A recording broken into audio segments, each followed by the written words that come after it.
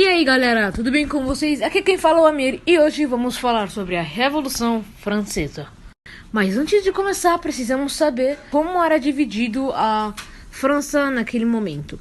Era dividido em 3 estados. O primeiro estado, que era o clero, composto pelos padres, pela igreja, essas coisas. O segundo estado é a nobreza, a família real, os nobres.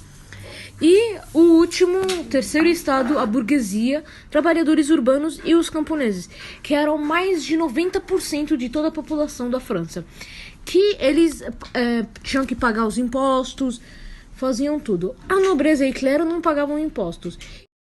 A maior parte da população da França vivia e trabalhava no campo. Mas devido à baixa produtividade agrícola, a oferta de alimentos era pequena e seus preços altos.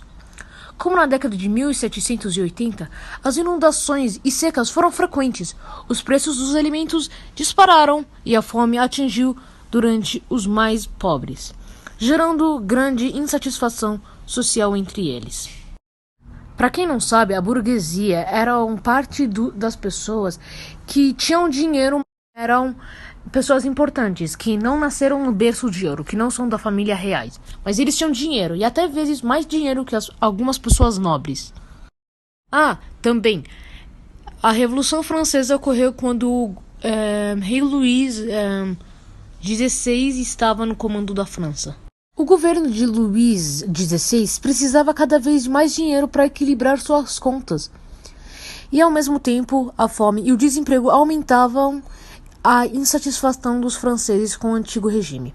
Diante dessa grave situação, o rei convocou a Assembleia dos Estados Gerais, composta de representantes dos 3 estados, clero, nobreza e camponeses, trabalhadores urbanos e burguesia. Essa Assembleia não era consultada há 175 anos. Nessa Assembleia, cada estado tinha direito a um voto. Portanto, clero e nobreza reunidos tinham 2 votos contra apenas um do terceiro estado. Por isso, o clero e a nobreza estavam certos de que teriam controle da situação.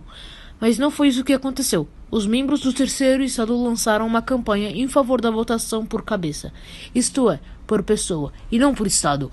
Em maio de 1789, a Assembleia dos Estados Gerais reuniu-se para debater a situação do país. No início da Assembleia, o rei Luís XVI decidiu que continuaria no mesmo jeito.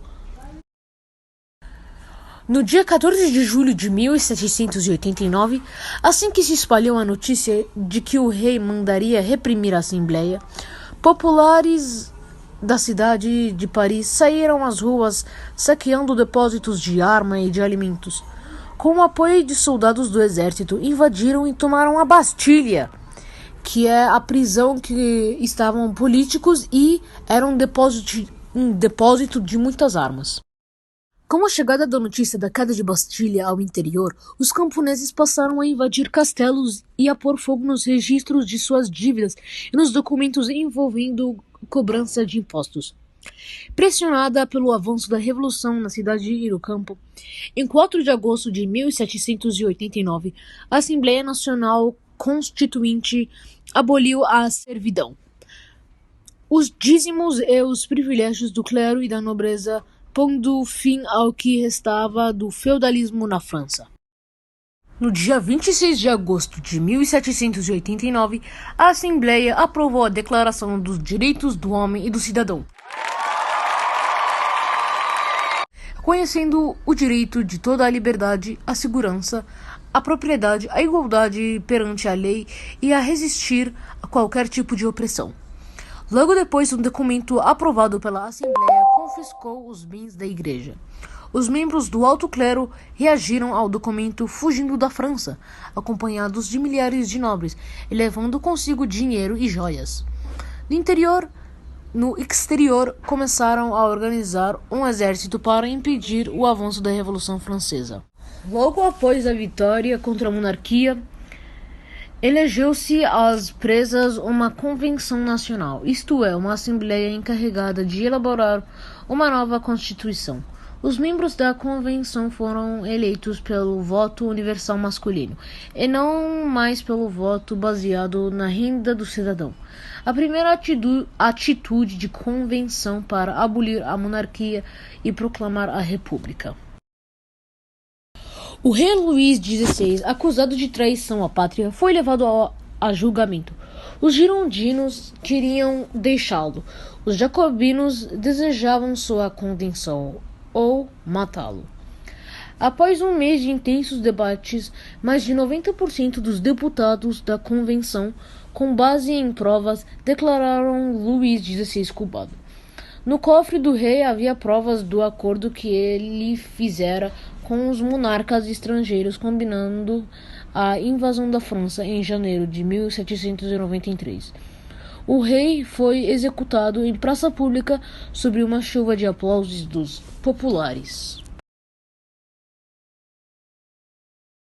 Depois da execução do rei, os jacobinos entraram em poder. Então eles começaram a ter o controle da França na mão.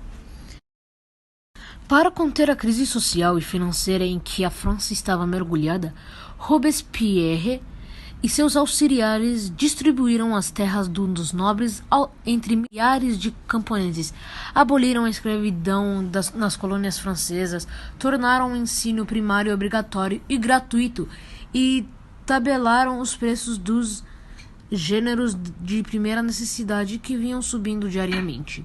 Mas teve o lado ruim. Algumas pessoas não gostaram disso. Então os jacobinos, quem não gostava disso, os jacobinos matavam ele ou guilhotinavam eles. Depois de muito tempo, depois de um ano, 20 mil pessoas morreram. E quem entrava em Paris sentia o cheiro de sangue. Estava tudo com clima vermelho. Depois de muitas mortes, um homem veio para a França para ajudar todos. Ele era Napoleão Bonaparte. Quando criança, ele era muito esperto, mas decidiu ir na vida de chefe dos militares. Então, ele virou o primeiro cônsul. Depois de várias coisas que ele fez, como construiu viaturas, fez escolas, universidades, ele se autoproclamou imperador da França.